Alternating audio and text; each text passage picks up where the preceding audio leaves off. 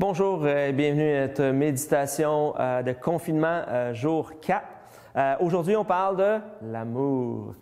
Oui, parce qu'on a parlé de la patience hier et vient avec ça l'idée de aussi, l'amour dans ce, on peut pas passer à côté. Dans Éphésiens 4, 2, ça dit en toute humilité et douceur avec patience, justement, on a patience, et supportez-vous les uns les autres dans l'amour. Je pense que dans un moment comme celui-ci, comme on l'a mentionné à plusieurs reprises, on est tous dans le même bateau, on peut faire face à similairement tous les mêmes défis, les mêmes inquiétudes, les mêmes situations. C'est peut-être un moment, peut-être pour s'arrêter puis de faire un effort plus pour justement réfléchir à comment est-ce que j'aime les gens autour de moi, comment est-ce que j'apprécie les gens autour de moi, puis d'être capable de supporter les autres dans l'amour, c'est important.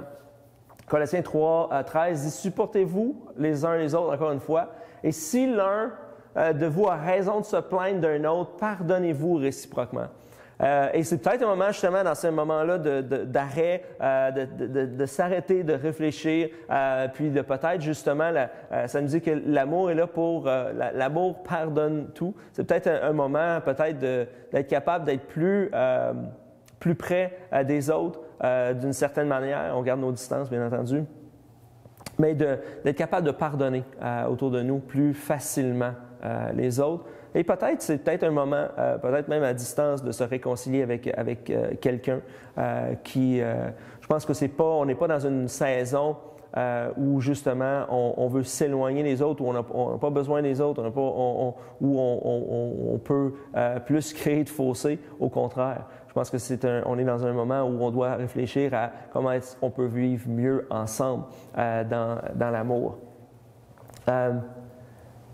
Dans Galates 5.13, ça dit « Frères et sœurs, c'est à la liberté que vous avez été appelés. Seulement, ne faites pas de cette liberté un prétexte pour suivre les désirs de votre nature propre. Au contraire, soyez par amour serviteurs les uns des autres. » Et cette idée-là d'amour, vous savez, Jésus a donné sa vie pour nous. Il dit, il n'y a pas de plus grand amour que de donner sa vie pour ses amis. C'est ce que Jésus a fait, puis il nous dit de saisir cet exemple-là que Jésus, justement, s'est donné complètement pour nous. Et cette idée-là que, justement, si l'amour de Dieu est en nous, bien, on devrait être là pour, justement, pas nos propres désirs. On n'est pas encore dans un moment où on va lancer 50 requêtes. Voici ce que moi j'ai besoin, voici ce que moi je veux, mais d'aimer les autres autour de nous, de prendre soin, de faire un mille de plus, de voir comment est-ce que je peux te servir, les personnes qui sont autour de nous dans notre maison, et peut-être aussi penser à des gens qui peuvent être justement encore une fois dans une situation vulnérable, une situation de santé qui est pas favorable. Comment est-ce que je peux aimer ces gens-là? Comment est-ce que je peux aider les gens à l'extérieur, peut-être dans des situations qu'on connaît, ou de s'informer autour de nous, de vouloir prendre soin des autres autour de nous. Je pense que c'est important de le faire malgré le fait qu'on doit vivre dans ce confinement-là. Et c'est parce que c'est ce à quoi on est appelé, de servir les autres. Dans Luc 6, justement, 31, Jésus va dire « Ce que vous voulez que les hommes fassent pour vous, faites-le aussi de même pour eux. » Et je pense que c'est ça la base de l'amour. C'est pas à propos de moi, c'est à propos de comment est-ce que je peux mieux aimer les autres. Et c'est ce que je nous encourage de faire, de peut-être prendre un moment de réflexion, de dire, bien, les gens qui sont autour de moi, que ce soit ma famille, mes amis, ou les proches, ou des gens de l'Église, comment est-ce que je peux, peut-être que jusqu'à maintenant, ma vie était centrée sur moi ou sur un petit cercle de personnes, mais comment est-ce que je peux aimer au-delà? Et comment est-ce que je peux mieux aimer les gens qui sont autour de moi? C'est beaucoup ça la question. Et la question se pose de savoir, bien, c'est simple.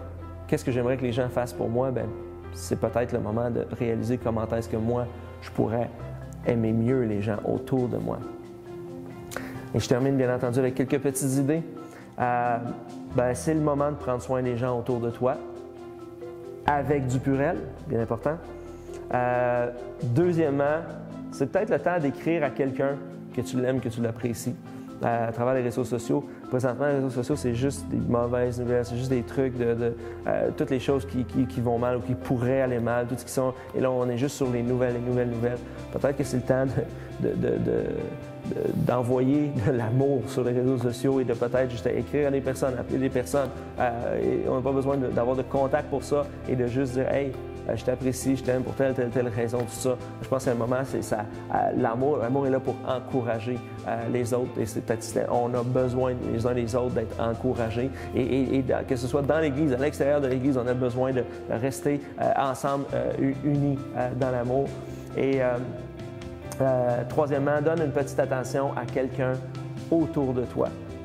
Bien entendu, en gardant ta distance, mais comme j'ai dit, peut-être que si vous allez penser aux autres, que vous alliez à l'épicerie ou peu importe, dans un magasin pour acheter des choses qui sont nécessaires, on sait que les déplacements sont limités, mais on a tous besoin quand même de vivre, de se nourrir. Pensez aux autres qui sont là. Pensez aux personnes qui vont avoir besoin eux aussi d'aliments, de trucs, de pas juste dévaliser, de prendre le plus que je peux, mais de dire, hey, il y a d'autres, il n'y a pas juste moi.